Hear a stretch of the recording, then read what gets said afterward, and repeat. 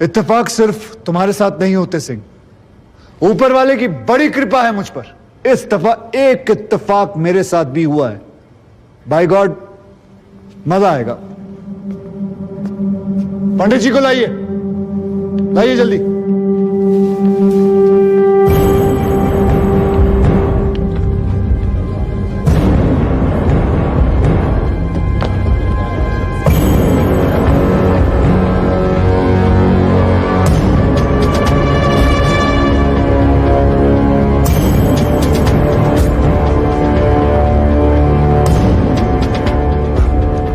क्या मैं पूछ सकता हूं कि क्या हो रहा है इस कोर्ट में, और क्या आप बताने की जहमत करेंगे कि आप ऐसा होने क्यों दे रहे हैं? कौन है ये बाबा सर?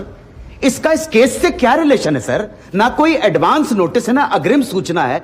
क्या रेलेवेंस क्या है, और आप इसे अलाउ कर रहे हैं? जनाब, इस विटनेस का नोटिस देता ना तो ये विटनेस यहां नहीं होता, किसी मुर्दा घर में गड़ा हुआ होता। इस आदमी को मैं पकड़ के नहीं लाया हूं, पुलिस वाले पकड़ के लाए हैं। और जनाब, इस विटनेस का इस केस के साथ डायरेक्ट कनेक्शन है।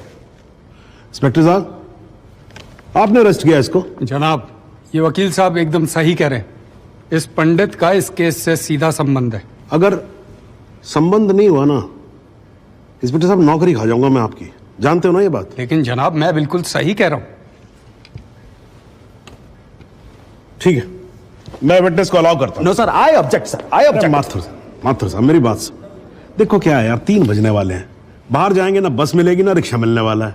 6 बजे तक तो वैसे ही बैठना हम लोगों को, तो तब तक करवा लेते हैं विटनेस। मतलब हो सकता है कि इसमें कुछ निकली है। हैं जी? चलिए जी, विटनेस बॉक्स में आ जाइए।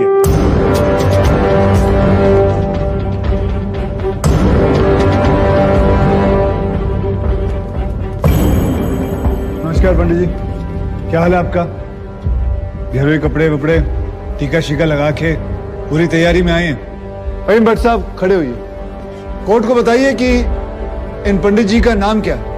मोहम्मद इकबाल कादरी। हाँ जी, मोहम्मद इकबाल कादरी। मोहम्मद इकबाल कादरी। इसको कहां से अरेस्ट कर लिया जी आपने? जनाब, मथुरा से 1 साल से वहां छुपा हुआ था साधु का भेष बनाकर। ये तो कमाल हो गया। जज साहब, इंस्पेक्टर महोदय झूठ बोल रहे हैं। हमारा नाम इकबाल कादरी नहीं है, हमारा नाम तो रामकृष्ण सारस्वत है।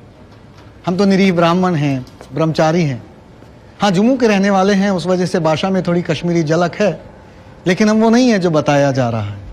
ये देखिए हमारा आधार कार्ड और voter ID card. Om Prakash ji, जरा लेके आओ से, लाओ जरा, फटाफट लेके आओ। जनाब, ये पंडित सरासर झूठ बोल रहा है। इसने पुलिस को खुद स्टेटमेंट दिया है, जिसमें इसने खुद कहा कि ये इकबाल कादरी है। कंधे के ऊपर उत्तर प्रदेश पुलिस के 2 स्टार लगा रखे। इतना मालूम नहीं है कि पुलिस को दी गई स्टेटमेंट कोर्ट में एडमिसेबल नहीं है। जनाब, ये इंसान एक ट्रेन्ड मिलिटेंट है। नकली आधार कार्ड बनाना कोई मुश्किल काम नहीं है, आप अच्छी तरह जानते हैं। और फहीम भट्ट भी इसको आइडेंटिफाई कर चुके हैं। सर, ये अपनी आइडेंटिटी छुपा रहा है। श्रीमान यहाँ आइडेंटिटी छुपा नहीं रहा है, अपनी आइडेंटिटी बता रहा है। कैसे बताएगा अपनी आइडेंटिटी? हम सब कैसे बताएंगे सर? आप सुंदरलाल त्रिपाठी हैं, मैं प्रमोद माथुर हूँ, ये पंडित जी हैं कानपुर वाले। कैसे पता पड़ेगा? किसी आधार कार्ड से, राशन कार्ड से या पासपोर्ट से। सबूत आपके सामने है सर, संदेह की कोई बात ही नहीं। और वैसे बता दूं सर, निवेदन कर रहा हूं, ये जो पंडित जी है ना, ये ऑलरेडी झूठा गवाह पेश कर चुके हैं।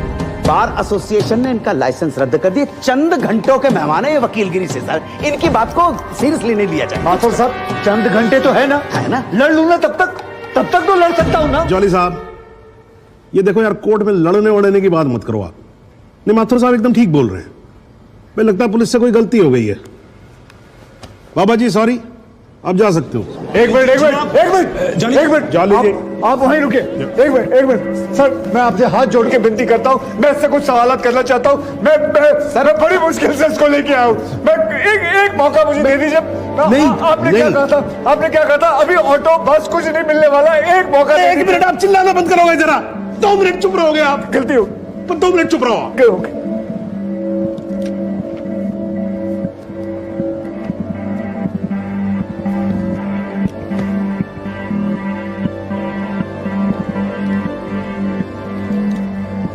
ठीक है, मैं विटनेस को अलाउ करता हूं। अरे सर, अब क्या सर? माथुर साहब, I think court has the right to decide. Okay जी, and court has decided. Please. Thank you. Thank you, thank you.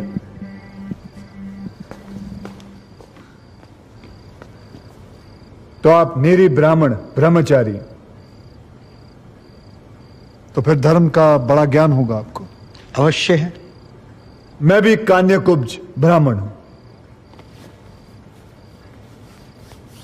वो भी जनेऊधारी। तो चलिए दो ब्राह्मणों के बीच में शास्त्रार्थ हो जाए। पूछिए, क्या पूछना है? चलिए गायत्री मंत्र सुनाइए। ओम भूर्भुवस्वः तत्सवितुर्वरेण्यं भर्गो देवस्य धीमहि धियो यो नः प्रचोदयात्। बहुत बढ़िया, पूरा नाम बताएं। रामकृष्ण प्रेमकृष्ण सारस्वत। धर्म? हिंदू। हिंदू धर्म में कितने वेद हैं? 4। नाम बताएं। ऋग्वेद, सामवेद, यजुर्वेद, अथर्ववेद। 4 युगों के नाम बताएं। सतयुग, द्वापर, त्रेता, कलयुग। वर्ण कितने हैं? 4। ब्राह्मण, क्षत्रिय, वैश्य, शूद्र। आपका वर्ण क्या है? ब्राह्मण। कौन से ब्राह्मण? गौर ब्राह्मण। कौन से गौर? सांध्य गौर। गोत्र? शांडिल्य। प्रवार? वशिष्ठ। वेद? यजुर्वेद। उपवेद? बेतरयानी। मुख? श्रीमुख। कुल देवता? सप्तसुरी। चरण? वाम। विश्वा? या अल्लाह, इससे आगे भी होता है। क्या कहा आपने? बिस्वा नहीं पता, आपने- नहीं पता, बिस्वा नहीं पता। विश्वा से पहले क्या कहा? विश्वा से पहले क्या कहा इकबाल कादरी? लानत है तेरे पे इकबाल कादरी, लानत है। अब तो अल्लाह का नाम भी आ गया जुबान पे। अब तो सच बोल। देख तू कुछ भी कर ले, तू बचेगा नहीं। कब तक जिएगा झूठ की जिंदगी? अस्तगफिरुल्लाह।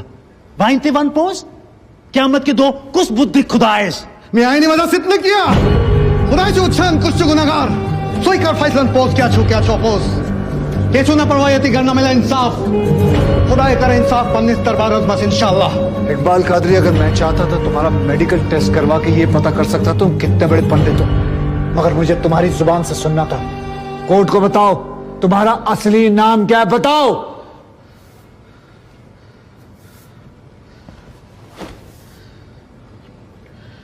जज साहब, मेरा नाम मोहम्मद इकबाल कादरी है। मुझे सिंह साहब ने अरेस्ट किया था। मैं उनकी कस्टडी में था, लेकिन उन्होंने मुझे कोर्ट में पेश नहीं किया।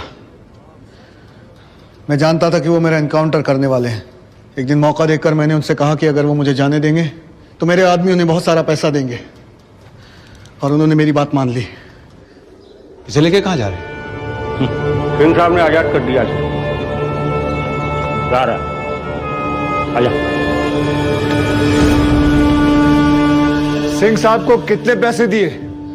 50 लाख, 25 लाख एडवांस और 25 एनकाउंटर के बाद। आई ऑब्जेक्ट श्रीमान।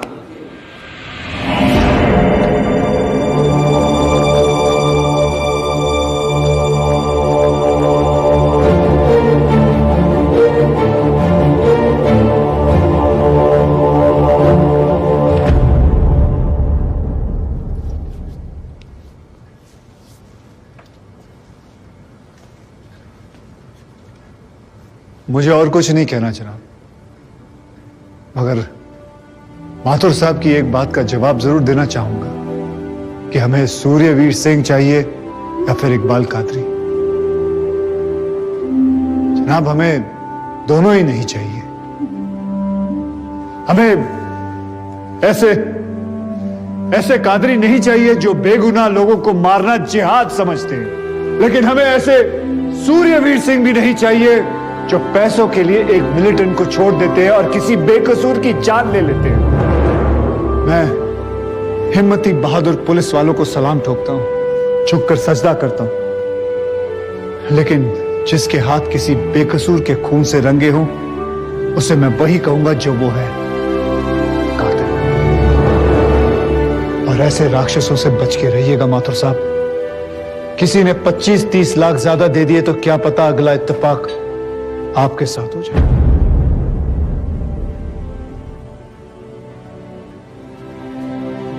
अंत में सिर्फ इतना ही कहना चाहूंगा कि इस दुनिया के सबसे बड़े जाहिल ने कहा था कि इश्क और जंग में सब कुछ जायज है, क्योंकि अगर ऐसा है तो फिर बॉर्डर पर सिपाहियों के सर काटने वाले भी जायज है और जवान लड़कियों पर एसिड फेंकने वाले आशिक भी, क्योंकि अगर ऐसा है तो फिर इकबाल कादरी भी जायज है और सूर्यवीर सिंह भी। अब आप ही तय करें जनाब कि ये दोनों जायज है या फिर दोनों नाजायज।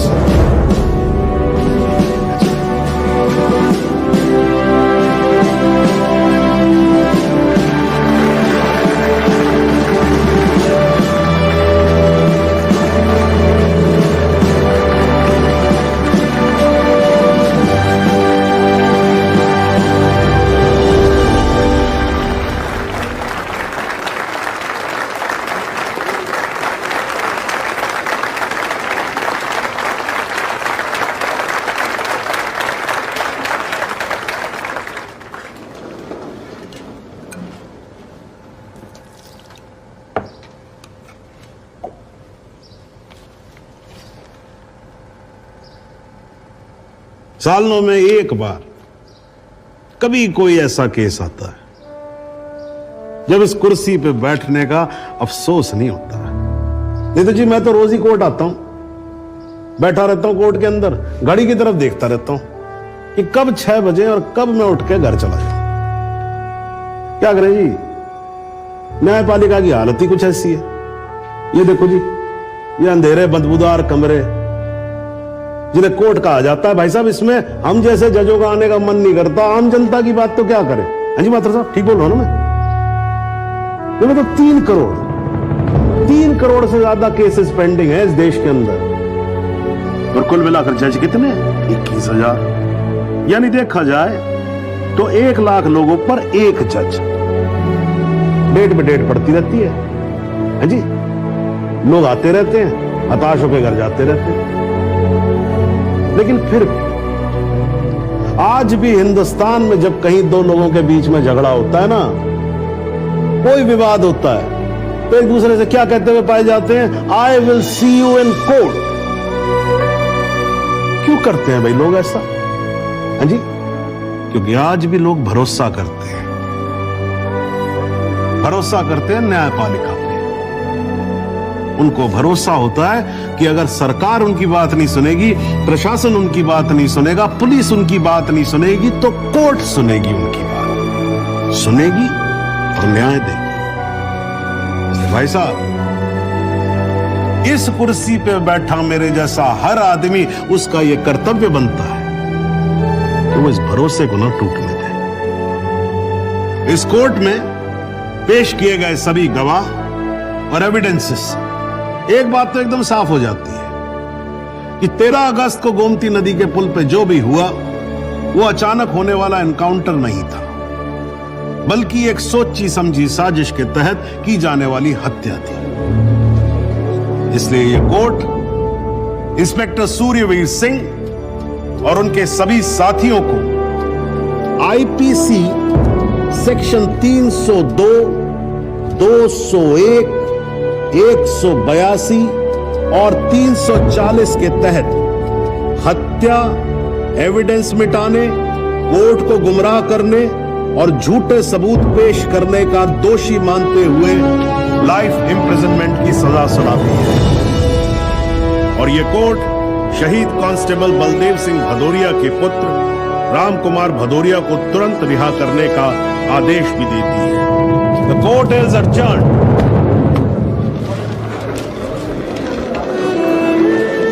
बहुत मुबारक। थैंक